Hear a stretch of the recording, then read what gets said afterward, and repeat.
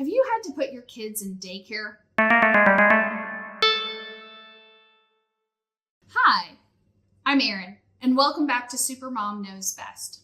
Today is going to start a two-parter. We're going to discuss daycare, preschools, or leaving your kiddos at home with a babysitter/nanny or family member. I'm going to start off this first part with giving a background on how I was raised, how my husband was raised, and based on that knowledge, what we did for our kids. And then in the second part, we'll discuss the effects and what can happen to the kids in each of those environments. When we were growing up, both of us, my husband and I, we had working parents. They were out of the house and we did not have a stay-at-home parent.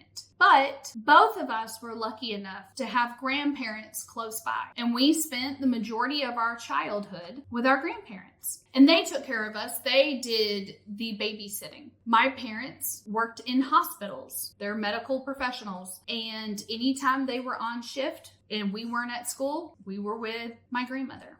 Same situation happened for my husband. His parents are also medical professionals, and he was over at his grandparents' house. And we were very fortunate, and we were very lucky and very happy to not be daycare kids. When it came time for us to have our kids and to make the decision on what we were going to do, we sat down and we talked about it. And after running the math and the numbers, we figured out that paying for a babysitter or paying for daycare would equal my paycheck and a little bit more. So then why would we consider daycare or a babysitter? There was no point in me working to just pay the sitter. There would be no extra money left over. 100% of my paycheck and some of his would have to go towards daycare. So we made the tough call for me to retire from teaching and stay at home. And so from the time that we had our oldest to the time that my youngest went off to kindergarten, I was at home for 7 years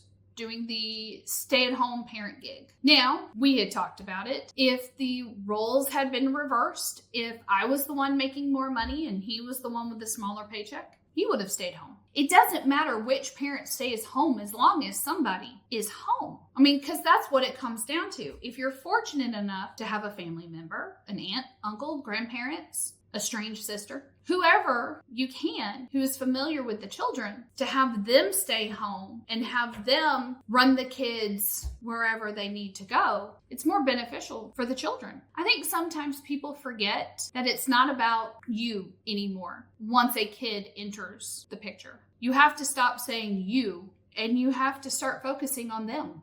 Kids aren't some dog that you can stick in your purse. They're little people. You want them to grow into big people. And during those first beginning years, when they're little sponges, you want to make sure that they're sponging in and sucking in all the knowledge and information you want them to have. Not somebody else's opinion, but yours. They're your little person. They're your extension. And that's what we wanted for ours. And that's why, like I said, I stayed home for 7 years, and we did mommy and me classes. We went to the library. We did story time. I worked with workbooks and coloring and crayons, and we did paints and Play-Doh and stuck things to my sliding glass doors and dug holes in the backyard. It was me, 7 years, until that fateful, wonderful day where they were both at school.